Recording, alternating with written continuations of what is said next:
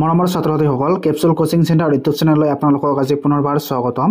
আজি আপোনালোকৰ বাবে অষ্টম শ্ৰেণীৰ সমাজ বিজ্ঞানৰ লেসন 12ৰ গ্ৰাহকৰ সজাগতা অধিকাৰ আৰু সুৰক্ষা নামৰ পাঠটোৰ সকলো পাঠভিত্তিক প্ৰশ্ন উত্তৰ লগতে পৰীক্ষাত আহিবলগীয়া গুৰুত্বপূৰ্ণ প্ৰশ্ন উত্তৰসমূহ অতি সহজ আৰু চুটিকে আলোচনা কৰিম। তো ছাত্ৰ-ছাত্ৰীসকল তোমালোকে ভিডিঅটো স্কিপ নকৰাকৈ ক্লাছলৈকে চাই থাকিবা। পাঠভিত্তিক ক্ৰিয়াকলাপ যোৱাৰ আগতে তোমালোকে এই মনত ৰাখিবলগীয়া কথাখিনি এইখিনি তোমালোকে ভালদৰে পঢ়িবা। ইয়াৰ পৰা পৰীক্ষাত অহা বহুত চান্স থাকে, তো এইখিনি তোমালোকে ভালদৰে পঢ়িবা। তো এতিয়া অনুশীলনীত 1 নম্বৰত দিয়া আছে চমু উত্তৰ লিখা। ইয়াৰ ক নম্বৰ কোৱেশ্চনত দিয়া আছে গ্ৰাহকৰ সজাগতাৰ আৱশ্যকতা আছেনে?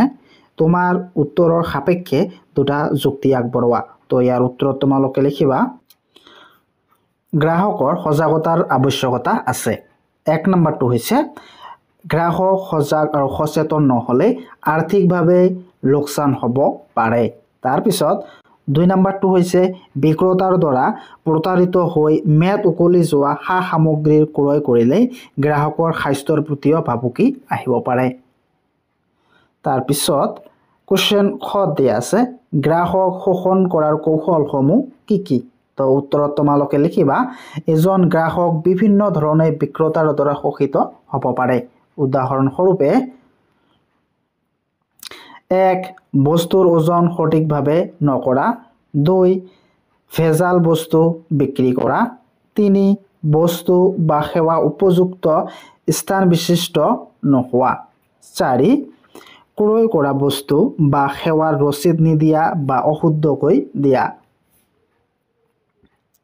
তাৰপিছত 5 সামগ্ৰীৰ প্ৰস্তুতকৰণ প্ৰকৃত তাৰিখ মুছি পেলোৱা বা নকল তাৰিখ লগোৱা। তাৰপিছত 6 প্ৰকৃত মূল্যৰ ওপৰত নকল মূল্যৰ লেবেল লগোৱা। 7 মানসূচক চিহ্নসমূহ নকল কৰা। আৰু লাষ্ট 8 নামী দামী কোম্পানীৰ দ্বাৰা উৎপাদিত সামগ্ৰীৰ হুবহু নকল কৰা। তাৰপিছত কোৱেশ্চন গ দিয়া আছে গ্ৰাহক হিচাপে তোমাৰ কৰ্তব্য কি? বজাৰলৈ গৈ বস্তু ক্ৰয় কৰাৰ সময়ত কোনবিলাক কথালৈ মনোযোগ দিয়া উচিত? তো ইয়াৰ উত্তৰত তোমালোকে লিখিবা গ্ৰাহক হিচাপে সামগ্ৰী বা সেৱা ক্ৰয় কৰোঁতে সদায় সজাগ আৰু সচেতন হৈ থকাটো আমাৰ কৰ্তব্য। গ্ৰাহকে সামগ্ৰী বা সেৱা ক্ৰয় কেতবোৰ সাৱধানতা অৱলম্বন কৰিব লাগে। সেই বিষয়বোৰ হ'ল 1 বস্তু বা সেৱা ক্ৰয় কৰোঁতে তাৰ গুণাগুণ, দাম, ওজন, বিশুদ্ধতা আদি সম্পৰ্কে নিশ্চিত হ'ব লাগে। 2 বস্তুৰ ওজন বা জোখ লওঁতেই জোখমাপৰ আহিলা যেনে ডগা পাল্লা, মিটাৰ, কাঠি আদি সমূহ সঠিক আৰু বিজ্ঞানসন্মত হয় নে নহয় তাক পৰীক্ষা কৰি চোৱা।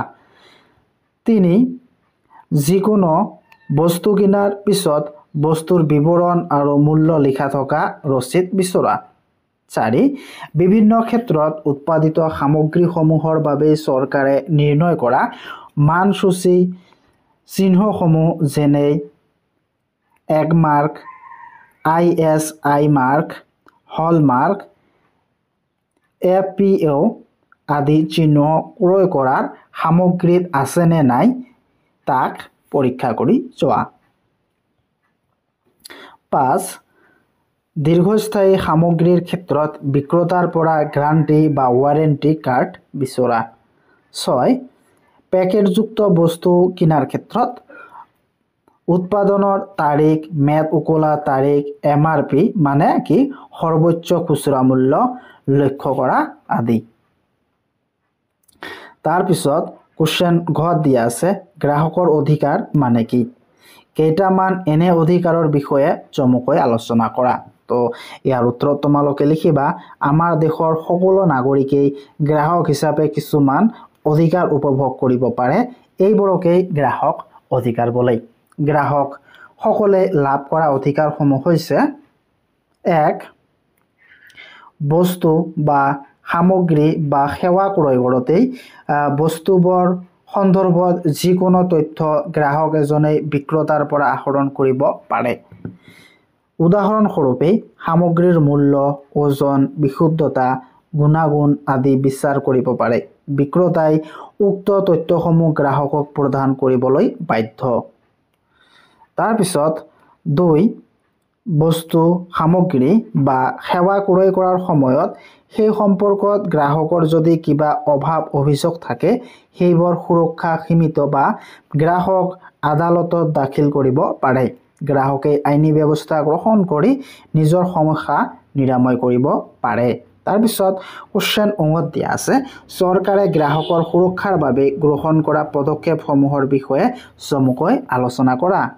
তো ইয়াৰ উত্তৰত তোমালোকে লিখিবা ৰেডিঅ', টেলিভিছন, বাতৰি কাকত আদিৰ দৰে প্ৰচাৰ মাধ্যমত প্ৰায়ে গ্ৰাহকৰ বাবে কিছুমান বিজ্ঞাপন প্ৰচাৰ কৰা হয় য'ত গ্ৰাহকক সচেতন কৰাৰ উদ্দেশ্যনিত হৈ থাকে।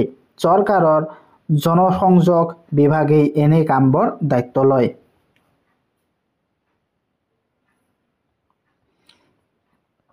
2 গ্ৰাহকৰ স্বাৰ্থ ৰক্ষাৰ বাবে আমাৰ দেশৰ চৰকাৰে কিছুমান অধিকাৰ প্ৰদান কৰাৰ লগতে আইনী ব্যৱস্থাও গ্ৰহণ কৰিছে।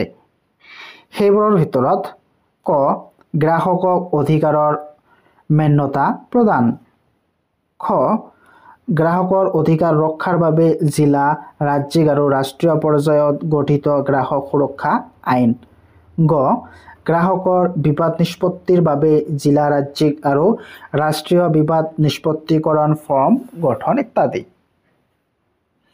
তাৰপিছত 2 নম্বৰত দিয়া আছে কি চমু টকা লিখা। তো ইয়াত কত কি দিছে গ্ৰাহক সুৰক্ষা আইন। তো ইয়াৰ টকা লিখিব দিছে। তো তোমালোকে উত্তৰত লিখিবা 2019 চনৰ আগষ্ট মাহৰ 9 তাৰিখৰ পৰা ভাৰতত গ্ৰাহক সুৰক্ষা আইন 2019ত প্ৰৱৰ্তিত হয়। পূৰ্বৰ গ্ৰাহক সুৰক্ষা আইন 1986 চনৰ সলনি বৰ্তমান এই আইনৰ অধীনত গ্ৰাহকৰ সুৰক্ষাৰ বিষয়টো চোৱাচিতা কৰা হ'ব। এই আইনেই গ্ৰাহকৰ বিভিন্ন প্ৰকাৰৰ ওজৰ আপত্তি সঠিক সময়ত আৰু সঠিক ধৰণেই নিষ্পত্তিকৰণৰ ব্যৱস্থা কৰি বিভিন্ন ক্ষেত্ৰত গ্ৰাহকৰ সুৰক্ষা প্ৰদান কৰিব। গ্ৰাহকৰ অধিকাৰ আৰু বিবাদ নিষ্পত্তিকৰণ সম্পৰ্কীয় বিষয়ত পৰামৰ্শ প্ৰদান কৰাৰ বাবে এই আইনৰ অধীনত কেন্দ্ৰীয়, ৰাজ্যিক আৰু জিলা পৰ্যায়ৰ গ্ৰাহক সুৰক্ষা পৰিষদ, যাক আমি কনজিউমাৰ প্ৰটেকশ্যন কাউন্সিল নামেৰে বা উপদেষ্টা ধৰ্মী পৰিষদ গঠন কৰা হয়। এই আইনৰ অধীনতে গ্ৰাহকক তেওঁলোকৰ অধিকাৰ প্ৰদানৰ হকে আৰু বিভিন্ন প্ৰতাৰণাৰ বিৰুদ্ধে ব্যৱস্থা গ্ৰহণৰ বাবে চৰকাৰে কেন্দ্ৰীয় গ্ৰাহক সুৰক্ষা কৰ্তৃপক্ষ স্থাপন কৰে। তাৰপিছত খত দিয়া আছে গ্ৰাহক সজাগতা। তো ইয়াৰ উত্তৰত তোমালোকে লিখিবা গ্ৰাহক হিচাপে সামগ্ৰী বা সেৱা ক্ৰয় কৰোঁতে সদায় সজাগ আৰু সচেতন হৈ থকা আমাৰ কৰ্তব্য। গ্ৰাহকে সামগ্ৰী বা সেৱা ক্ৰয় কৰোঁতে কেতবোৰ সাৱধানতা অৱলম্বন কৰিব লাগে। সাৱধানতাবোৰ হৈছে 1 বস্তু বা সেৱা ক্ৰয় কৰোঁতে তাৰ গুণাগুণ, দাম, ওজন, বিশুদ্ধতা আদি সম্পৰ্কে নিশ্চিত হ'ব লাগে।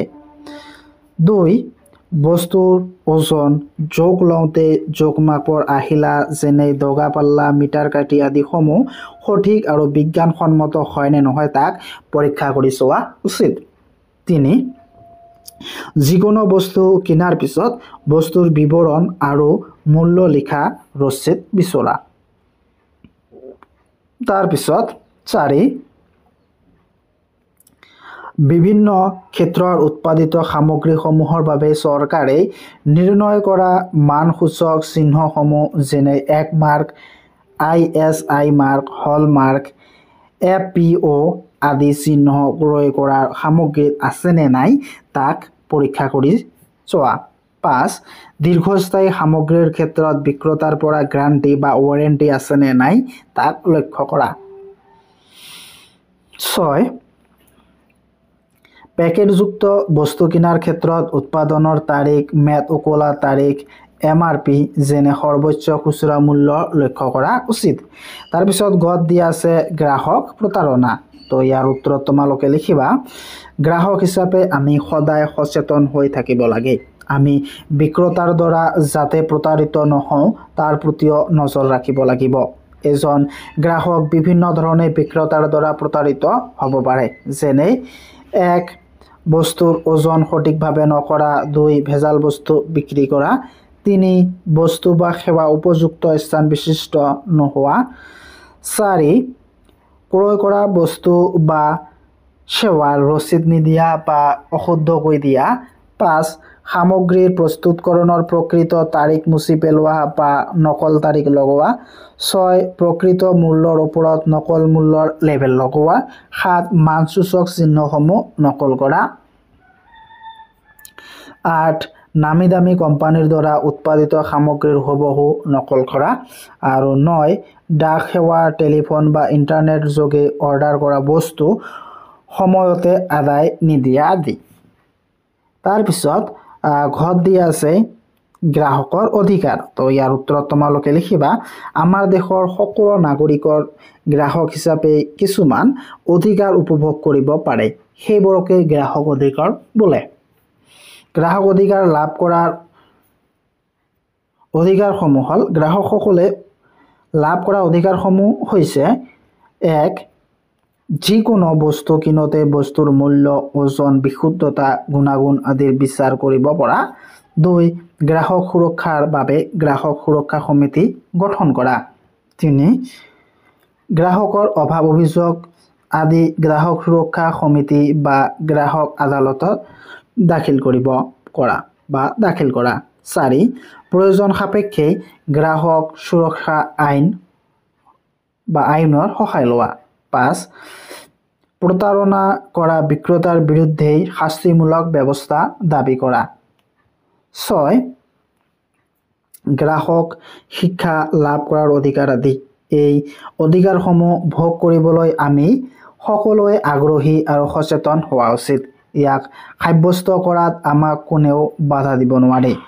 সমগ্ৰ বিশ্বত গ্ৰাহকৰ অধিকাৰৰ বিষয়টোৱে বৰ্তমান এক জনজাগৰণৰ সৃষ্টি কৰিছে। তাৰেই ভিত্তিত 15 মাৰ্চ তাৰিখটো বিশ্বজুৰি গ্ৰাহক অধিকাৰ দিৱস হিচাপে পালন কৰা হয়।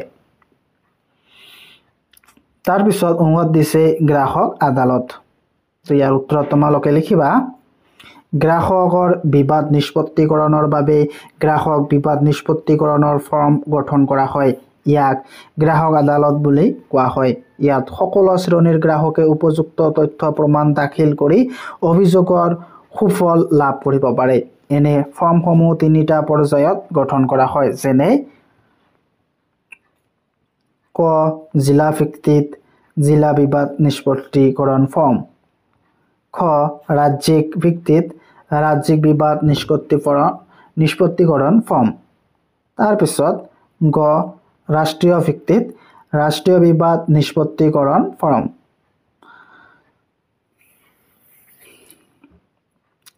তাৰপিছত 3 নম্বৰত দিয়া আছে শুদ্ধ অশুদ্ধ নিৰ্ণয় কৰা। ইয়াৰ কত কি দিছে, গ্ৰাহক সুৰক্ষা আইন কেৱল দোকানত ক্ৰয় কৰা বস্তুৰ ক্ষেত্ৰতহে প্ৰযোজ্য, এইটো অশুদ্ধ হ'ব। তাৰপিছত কোৱেশ্চন খত দিয়া আছে, গ্ৰাহক সুৰক্ষাৰ ক্ষেত্ৰত ভাৰতেই একমাত্ৰ ৰাষ্ট্ৰ যিখনে আইন প্ৰণয়ন কৰিছে, এইটো শুদ্ধ। এইটো কি হ'ব, শুদ্ধ হ'ব। তাৰপিছত গত দিয়া আছে, শোষণৰ বলি হোৱা গ্ৰাহকেই জিলা বিবাদ নিষ্পত্তিকৰণ ফৰ্মত গোচৰ তৰিব লাগে, এইটো শুদ্ধ হ'ব। তাৰপিছত কোৱেশ্চন ঘত দিছে, কেৱল মূল্যৱান আৰু দামী বস্তুৰ ক্ষেত্ৰতহে গ্ৰাহক সুৰক্ষা আইন প্ৰযোজ্য, এইটো অশুদ্ধ, কাৰণ যিকোনো বস্তুতেই গ্ৰাহক সুৰক্ষা আইন প্ৰযোজ্য থাকে। তাৰপিছত দিয়া আছে, কৃষিজাত সামগ্ৰীৰ মান বিশিষ্টতাৰ প্ৰমাণ হিচাপে হলমাৰ্ক চিহ্ন ব্যৱহাৰ কৰা হয়, এইটো অশুদ্ধ। তাৰপিছত কোৱেশ্চন চত দিছে, বিক্ৰেতাৰ পৰা বস্তু বা সেৱাৰ ক্ষেত্ৰত লাভ কৰা প্ৰতাৰণাৰ ফলত হোৱা ক্ষতিৰ বাবে গ্ৰাহকে ক্ষতিপূৰণ পোৱাটো আইনগত অধিকাৰ, এইটোও শুদ্ধ।